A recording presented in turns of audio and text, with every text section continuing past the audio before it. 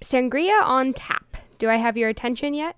My roommate and I recently traveled to Leesburg, Virginia, and visited Bites Wine and Grilled Cheese Bar, which is an upscale sandwich shop that opened on King Street last September.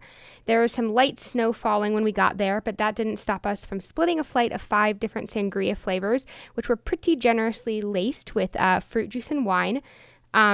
And it was as fun as it is to order wine and sangria by the flight.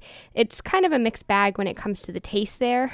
There was a nice rosé that had a good dry finish, and then there is a Cabernet Sauvignon that had a nice jammy undertone, and that came with my first wine flight. But the third wine was a Chardonnay, and my roommate and I both thought it was kind of underdeveloped. It had a very acidic front end and then a buttery finish that was kind of incongruous with the first taste.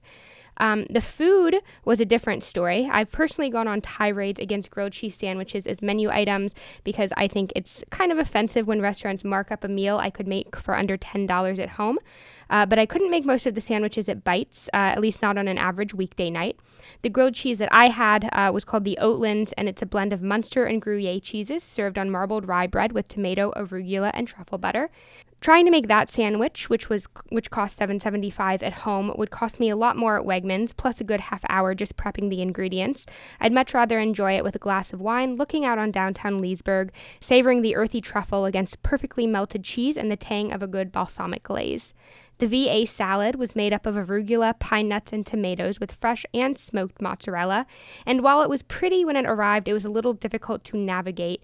The rolled cheese was drizzled with balsamic vinegar topping, but it wasn't super easy to cut or mix into the bed of greens. But that said, the charcuterie board did make up for it.